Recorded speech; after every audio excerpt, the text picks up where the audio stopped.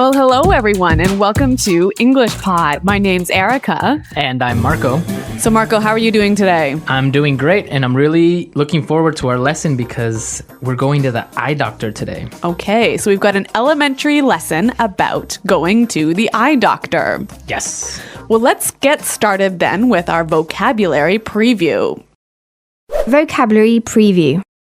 We have 3 words today in our vocabulary preview. All 3 words come from our dialogue. Our first word is struggle. Struggle. Struggle. Struggle. So, Marco, when I struggle to do something, what does that mean? It means it's difficult. It means that you have a hard time, so you can't really do it very quickly. So you have to try really hard. You have to try really hard. Yeah, to do something that's difficult. Yes. Okay, our next word is blurry. Blurry. Blurry. Blurry. B-L-U-R-R-Y. Blurry. Whenever something is blurry, you can't really see it well. It's not clear. Right. That's right. Everything will be blurry. Mm-hmm. Okay, and our final word is prescription. Prescription. Prescription. Often when you go to the doctor and you need some medicine, he writes out a prescription. Right. A little paper that says all the medicine that you need, and then you can go to the drugstore and buy it. Exactly. Mm-hmm. Okay, so those 3 words you'll hear in today's dialogue, and I think it's time we listen to the dialogue.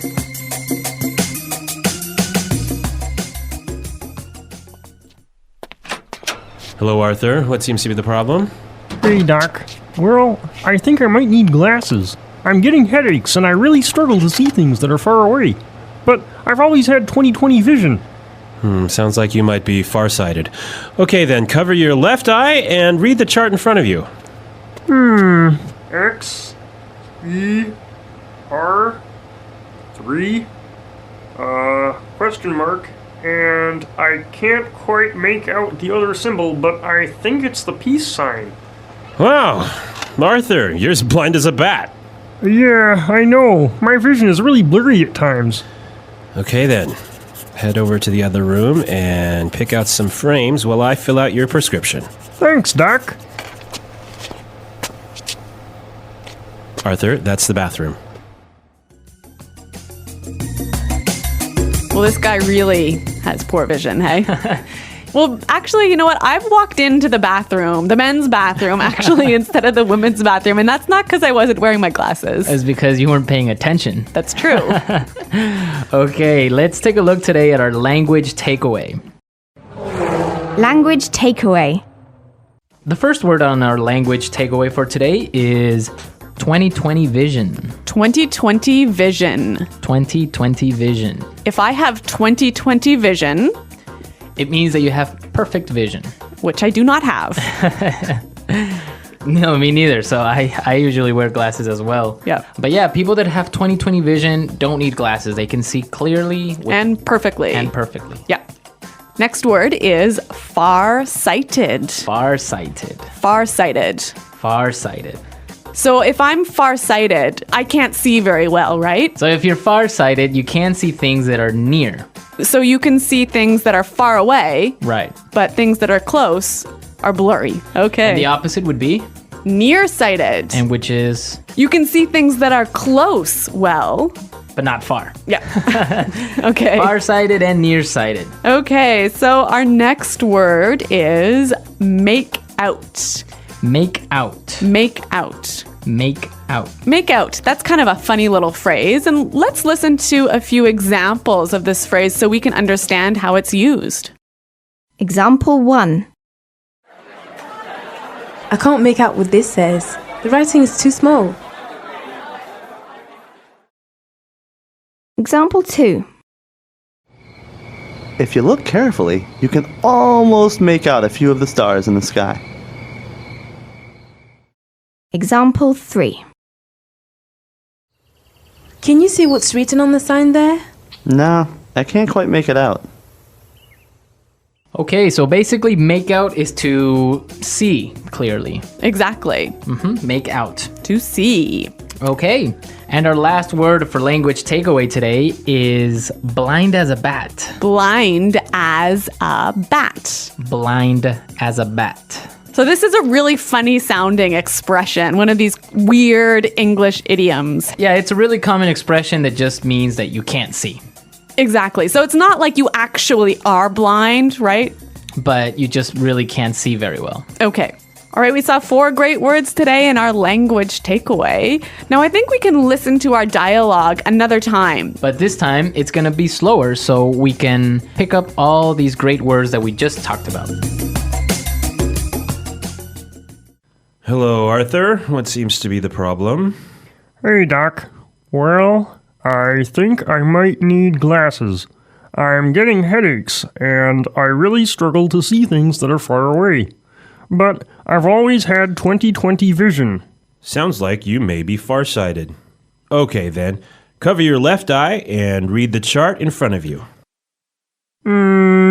X, E, R, 3, question mark, and I can't quite make out the other symbol, but I think it's a peace sign. Wow. Arthur, you're as blind as a bat. Yeah, I know. My vision is really blurry at times. Okay, then. Head on over to the other room and pick out some frames while I fill out your prescription. Thanks, Doc. Arthur, that's the bathroom. All right, great stuff on our dialogue. And with this, we can start now with putting it together. Putting it together.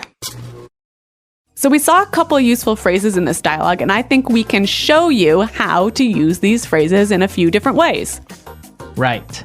The first one that we have today is what seems to be. So we heard in the dialogue, the doctor said, What seems to be the problem? we can use this same expression in a number of different ways. Let's listen. Example 1. What seems to be the problem? Example 2. What seems to be the matter? Example 3. What seems to be the trouble? Okay, so with these examples, we can see how we can use the phrase what seems to be in many different ways. Yeah, it's a great way of asking, what's the problem? So now let's take a look at another phrase. We heard in the dialogue, the doctor said, head on over to the other room. Right. And with this phrase, head on, we can combine it with other prepositions to indicate another place. Exactly. Let's hear 3 examples. Example 1. Head on in. Example 2. Head on out. Example 3. Head on up. Okay, so for example, we can say, head on into the house, it's gonna rain soon. Or we can say, hey guys, let's head on out to the park. Or I can also say, head on up to my room, I'll be there in a second. Great. Those are some cool phrases. Right, and they're real useful. So why don't we listen to our dialogue and maybe we'll hear them again.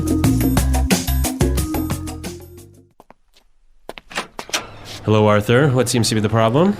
Hey, Doc. Well, I think I might need glasses. I'm getting headaches, and I really struggle to see things that are far away. But I've always had 20/20 vision. Sounds like you might be farsighted. Okay, then. Cover your left eye and read the chart in front of you.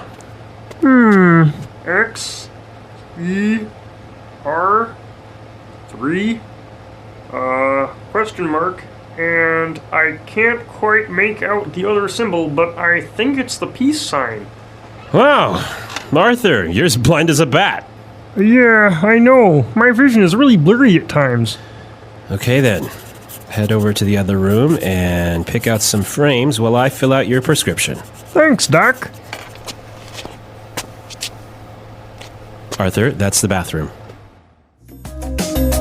Okay, so talking about going to the eye doctor today, I have a question for our listeners. A challenge for the listeners. What's it called when you can't distinguish colors? So like when you can't tell the difference between red and blue and green. Right. So what is that condition called? So There's like a technical term. We want the technical term. we want the technical term. In the course of a lifetime, our eyesight weaves through distinct stages, emerging in infancy, evolving through the frenetic school and work years, and finally adapting to the slow recalibration of middle age and beyond. At each stage, a proactive preventive approach can preserve not just the ability to see clearly, but the quality of life that comes with good vision. In an era dominated by digital screens, it is no longer enough simply to react to vision problems we already have. Instead, we must embrace a life cycle model of vision health, one that begins in early childhood and guides daily habits, lifestyle choices, and public health initiatives through to old age. From the moment infants open their eyes, visual experiences shape neural development. Young children require a balanced visual diet, the rich tapestry of outdoor play, running across a playground to track peers at a distance, studying leaves on a tree, or chasing a ball, teaches the eyes to focus at different depths. Those dynamic activities, combined with natural daylight, appear to slow the elongation of the eyeball that causes childhood myopia.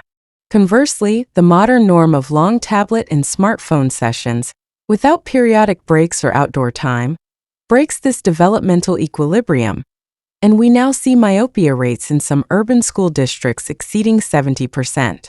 Combating this trend means enforcing simple rules.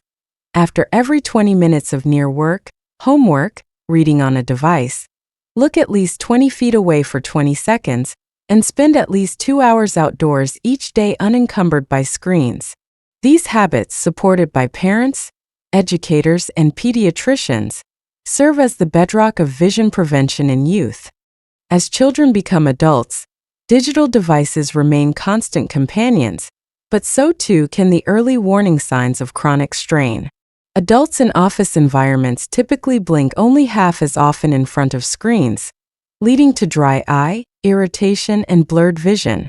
The remedy lies in ergonomic and behavioral adjustments, positioning monitors an arm's length away, at or just below eye level, using lubricating eye drops judiciously, maintaining ambient humidity, and adopting the 20-20-20 break rule. Cultivating these habits prevents cumulative microtraumas to the ocular surface and the ciliary muscles, forestalling the onset of persistent digital eye strain syndromes. Beyond screens, vision preservation demands attention to diet, sleep, and outdoor activity throughout adulthood. Epidemiological studies correlate diets rich in leafy green vegetables, colorful fruits, and omega-3 fatty acids with a lower risk of age-related macular degeneration, AMD, and cataracts.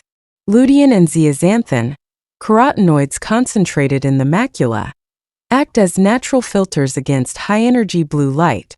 Regular, restorative sleep cycles, free from late-night screen exposure, allow retinal cells to repair photochemical damage.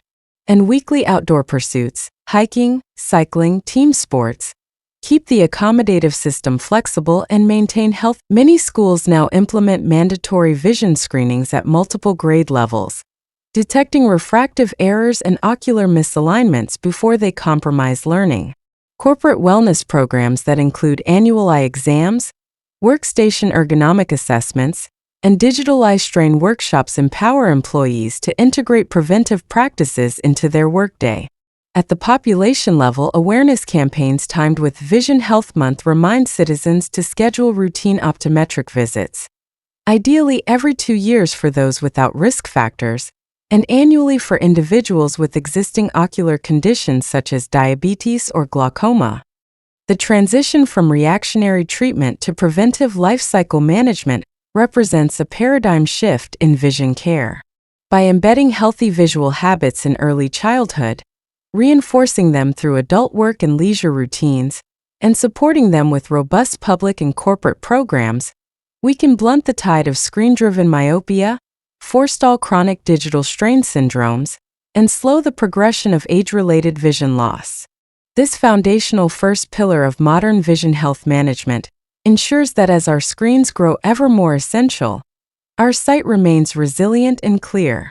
In the continuum of lifelong vision care, once preventive measures prove insufficient, or when hereditary predispositions and environmental exposures culminate in measurable refractive errors or other pathologies, clinicians and patients alike must turn toward timely, scalable diagnostic and therapeutic interventions.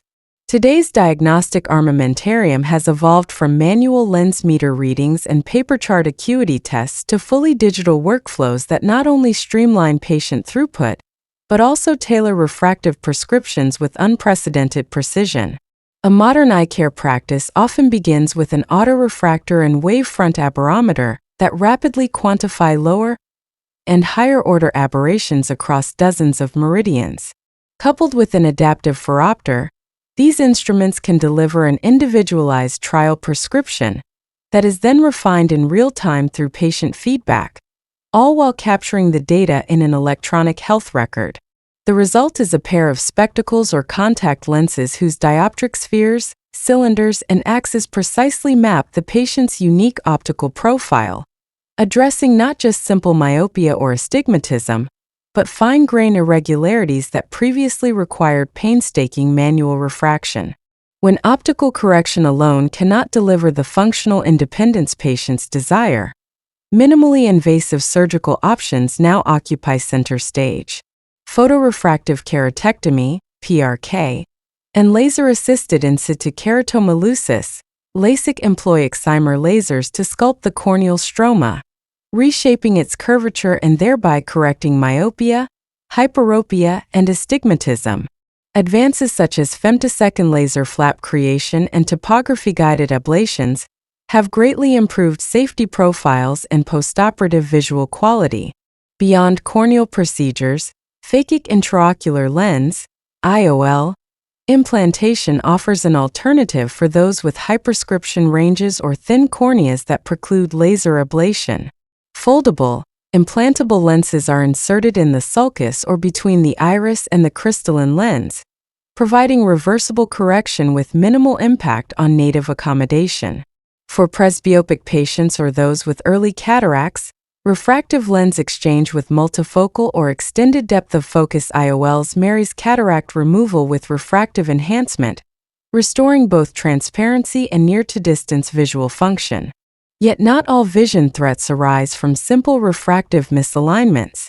A growing cadre of bins of rare ophthalmic conditions, Leber congenital amaurosis, retinitis pigmentosa, choroideremia, and various inherited maculopathies, once represented therapeutic dead ends. Gene therapy breakthroughs have begun to rewrite that narrative. Voretigene neparvovec, the first FDA-approved gene replacement therapy for RPE65 mutation, associated retinal dystrophy, ushers in a new era of precision medicine. Delivered by subretinal injection, it replaces a missing or dysfunctional enzyme in photoreceptor support cells, enabling partial restoration of the retinoid cycle. Emerging trials in CRISPR-based editing for CEP290 mutations, antisense oligonucleotides for splice site corrections, digital refractive workups deliver custom optical corrections for routine myopia, while laser and lens-based surgeries offer durable refractive independence.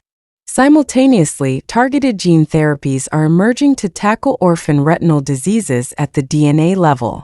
As we move forward, the challenge for clinicians will lie not in selecting a single best procedure, but in integrating this diverse array of tools into individualized care plans, ones that anticipate each patient's vision needs across the decades, from juvenile screen use through age-related changes and beyond. As remarkable as our diagnostic and therapeutic armamentarium has become, a patient's vision health, and indeed their very access to that cutting-edge care, remains profoundly shaped by social determinants, resource distribution, and collective will.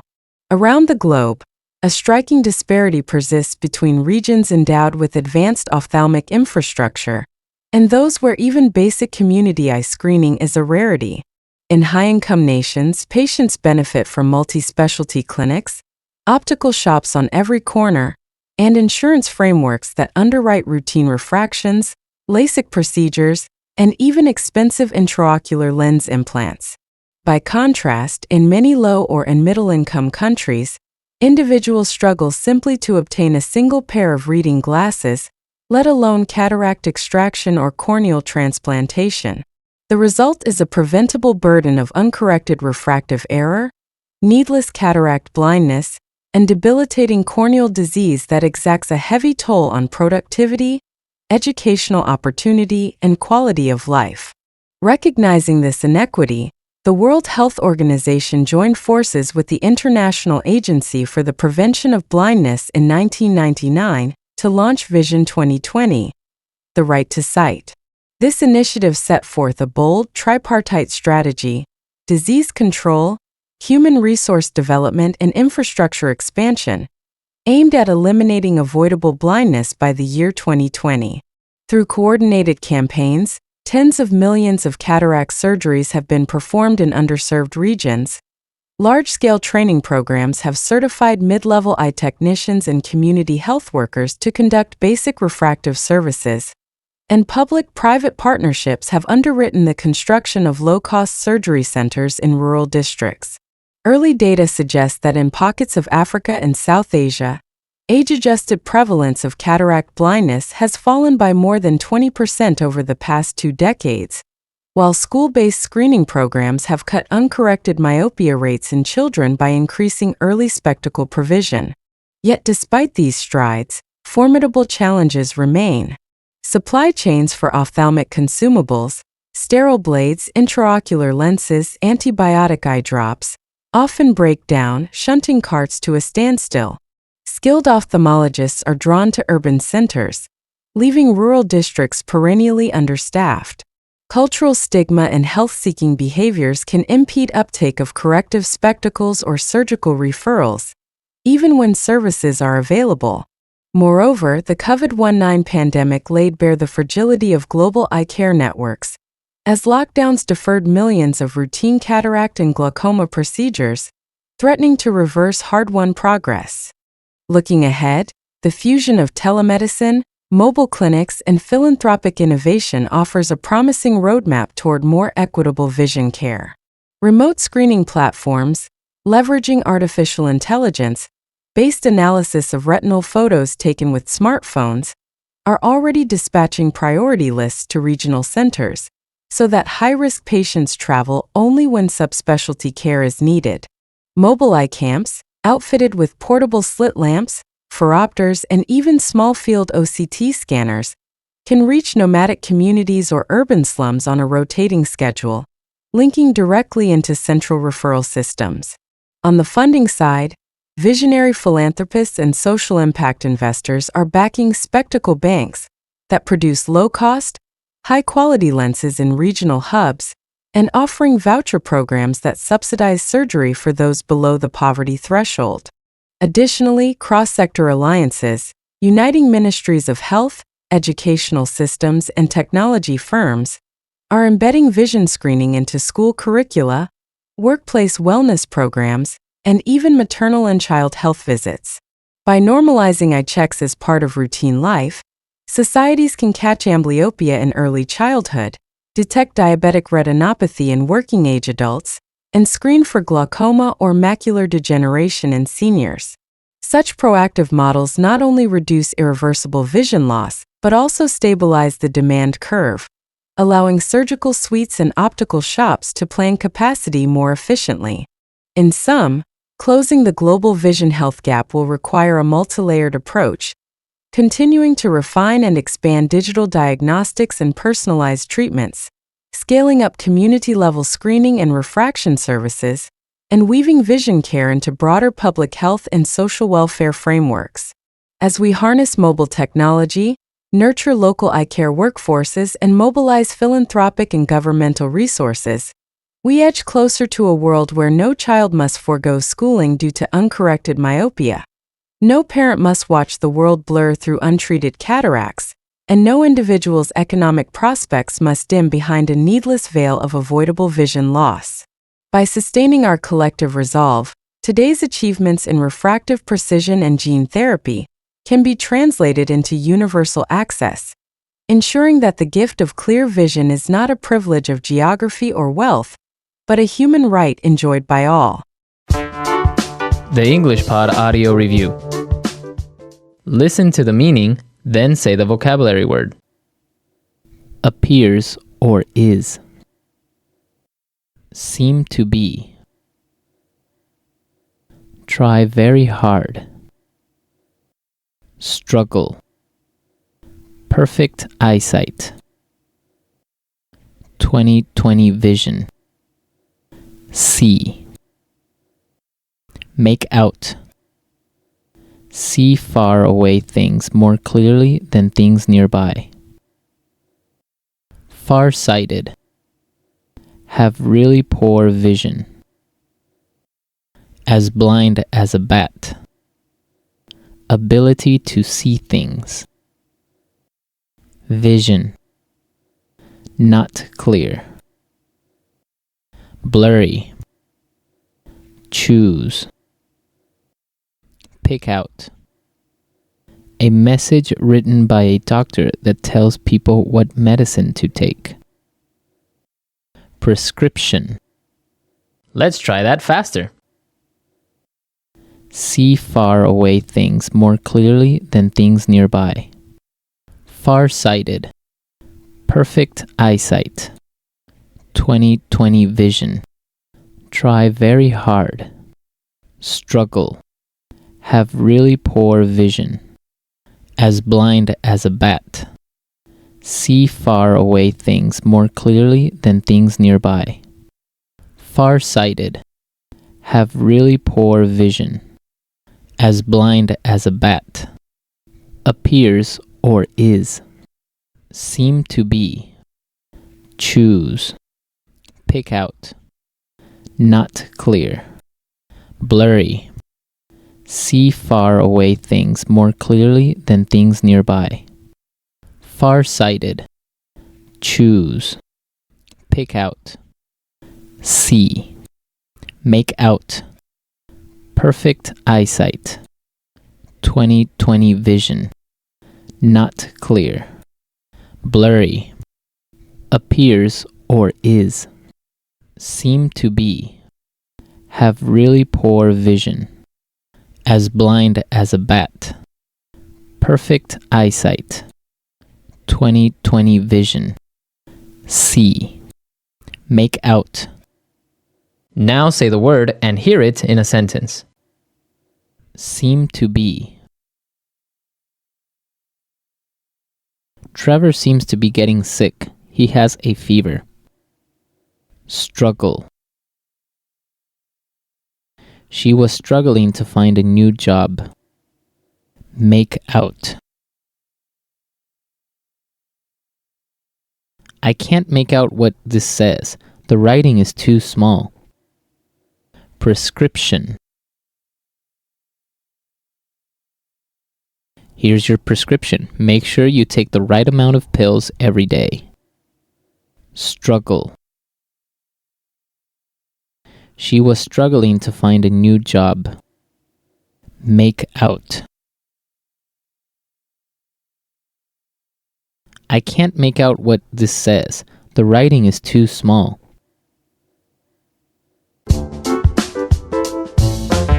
Thanks for tuning in. We hope you enjoyed this episode and gained some new insights. Don't forget to subscribe so you won't miss any future episodes. See you next time.